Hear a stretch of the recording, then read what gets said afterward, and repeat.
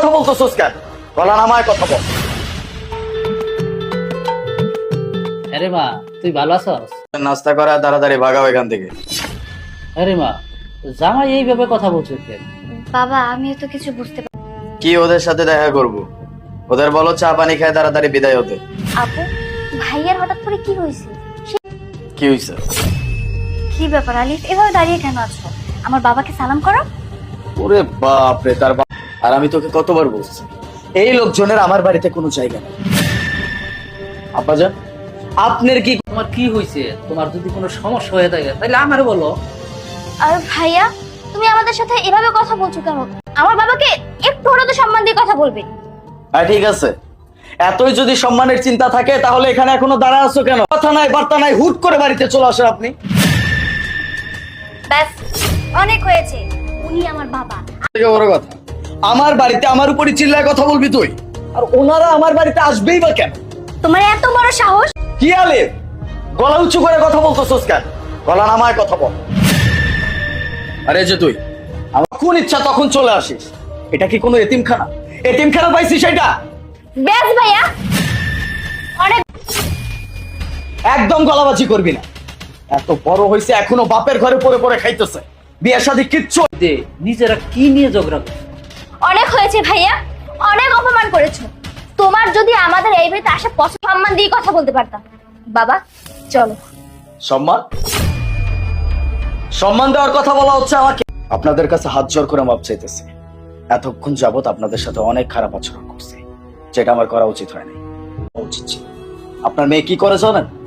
আমার বাবা মায়ের সাথে ভালো করে কথা পর্যন্ত বলে না। যে আমার বাবা মায়ের সাথে একটু ভালোভাবে কথা পর্যন্ত বলা যায় না। আপনার মেয়ে যেই কাজটা করছে এটা যদি আমি আপনার সাথে করি কেমন লাগবে আপনার? ভালো লাগবে? আপনার ভালো লাগবে নাকি আপনার মেয়ের ভালো? হ্যাঁ, এই জন্য কি তোর আমি লেখাপড়া করেছিলাম? অনেক আগে তোর আমি বুঝাইছিলাম, তোর আমি এইখানে বিয়ে দিছি, তুই আমার মান সম্মান সব ধূলিসাৎ করে দিছ। তুই বউ হইয়া শ্বশুর শাশুড়ির সাথে এই আমার শিক্ষা ভুলে গেছে, কিন্তু শিক্ষা তো এখানে অন্য কেউ ভুলে গেছে, সাথে ভদ্রতাও। বাবা সব দোষ, আমরা আর কোনোদিন এ বাসায় আসবো না। কার কাছে আসবো? আমার বোন তো তার নিজের সংসারকে আপন করে নিতে পারে, তাই আমরা আর এ বাসায় কোনো বাবার সাথে খারাপ আচরণ করায় তোমার কতটা কষ্ট লেগেছে, কারণ তুমি আমার সামনে আমার বাবা বোনের সাথে কতটা খারাপ আচরণ তুলেছি। আর আজকে তুমি যে আমাকে একটা থাপ্পড় দিয়েছো, খুব ভালো করেছো, কারণ আমি এটাই প্রমিস করছি আমি আজকের পর থেকে মা আর বাবার সাথে কখনো খারাপ আচরণ করবো না। তাদের সব সময় আমার নিজের বাবা আর মা। ততদিন পর্যন্ত তুই এই বাড়িতে নিজের সম্মান কামাই করতে না পারবি, ততদিন পর্যন্ত এই বাড়িতে আমার বাবা মা আমার বাড়িতে থাকবে। যদি কোনো প্রকার কারো কোনো সমস্যা হয় দরজা খোলা আছে, যেতে পারিস। আমি চাই না, আমার ভুল হয়েছে, আর কখনো এমন হবে না। ঠিক আছে, এটা তোর ফার্স্ট এবং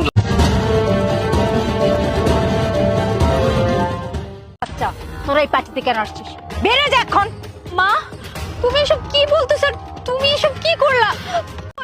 হ্যাঁ হ্যাঁ এর জন্যই তোকে বারবার বলেছি এই ফকিনীর বাচ্চাকে বিয়ে করিসনি, তুই আমার কথা শুনিসনি। আর এখন দেখ কেন করতেছো মা, আমি তো কিছুই বুঝতেছি না। আচ্ছা তুমি কি ভুলে গেছো আমাদের বিয়েটা তো পারিবারিক ভাবেই হয়েছে, তাই না? যত ঝামেলা হয়েছে আমার। মা, একটা সময় আমি এই আলিফের কাছে সবকিছু ছিল, বাড়ি গাড়ি টাকা পয়সা। আরে জামাই বাবাজি কেমন আছো? আলহামদুলিল্লাহ। মারু দেখ তো দুলা ভাই, আরে দুলা ভাই, ইলিশ মাছ চিংড়ি মাছ সবকিছু নিয়ে আয়, ঠিক আছে? আচ্ছা মা ঠিক আছে। ভাবি তুমি মাকে আজকে আমি ব্যবসায় লস করে সবকিছু হারাইছি, নিঃস্ব হয়ে গেছি, বাড়ি গাড়ি টাকা পয়সা। আমার মায়ের পিছনে টাকা খরচ করতাম, অন্তত আমার মাটা মরণের আগে তার ছেলের আদর পেয়ে মরতে পারে। শাশুড়ি মা কখনো আপন মা হইতে পারে না। আলিফ তুমি কষ্ট পেও না, আজকে তোমাকে আমি একটা কথা বলে রাখলাম। আর মা, আমরা তোমাদের পার্টিতে আসি নাই, আমরা কিছু টাকা নিয়ে আসছিলাম এই রেস্টুরেন্টে খাবার খেতে। আলিফ মা মোনা, মা তুমি তুমি এখানে কি করছো? সবকিছু লেখে নিয়ে আমার বাড়িতে বের করে দিছে মা, আমার কোথাও থাকার জায়গা নাই। তুমি আমার বাঁচাও বাবা, আমার তুমি ক্ষমা করে দাও। ছিছি মা, কি করতেছ? দাঁড়াও আলিফ, তুমি মাকে ক্ষমা করলো না, আমি আমার মাকে কখনো ক্ষমা করতে পারবো না। না, সেটা তো তুমি নিশ্চয়ই জানো। আর শোনো মা, আমার বাড়িতে কোনো অহংকারী লোভী মহিলাকে যাই, চলো ফালতু মহিলা জানি কোথাকার।